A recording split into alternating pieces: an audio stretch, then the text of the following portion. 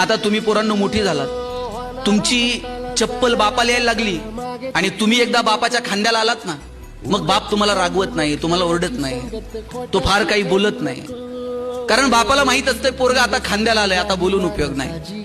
पण बापाची तुमच्याकडनं अपेक्षा आहे, तुम्ही इंजिनिअरिंगला ऍडमिशन घेतलं, हॉस्टेलला राहताय, बापाला वाटत असतंय की पोरगा आता इंजिनिअरिंग पास आउट होईल, आता कुठेतरी नोकरीला लागेल, माझा भार थोडासा हलका होईल. छोट्या छोट्या अपेक्षा आहेत वडिलांच्या तुमच्याकडनं. त्यांना अपेक्षा नाही की तुम्ही कोट्यवधी रुपये कमवावेत आणि माझ्या समोर आणून ठेवावेत. वडिलांची अपेक्षा पोरांनी त्यांच्या पायावर उभं राहावं, त्यांचं जगणं समृद्ध करावं. बापाची अपेक्षा असते पोरांना आपलं नाव पुसावं. कोणत्या अर्थानं पुसावं? आतापर्यंत तुमची ओळख काय? अमुक अमुक यांचा मुलगा. वडिलांची अपेक्षा आहे एक दिवस असा आला पाहिजे, अमुक अमुक साहेब आहेत ना, त्यांचे वडील आहेत बरं का, हे इथपर्यंत ओळख आली पाहिजे.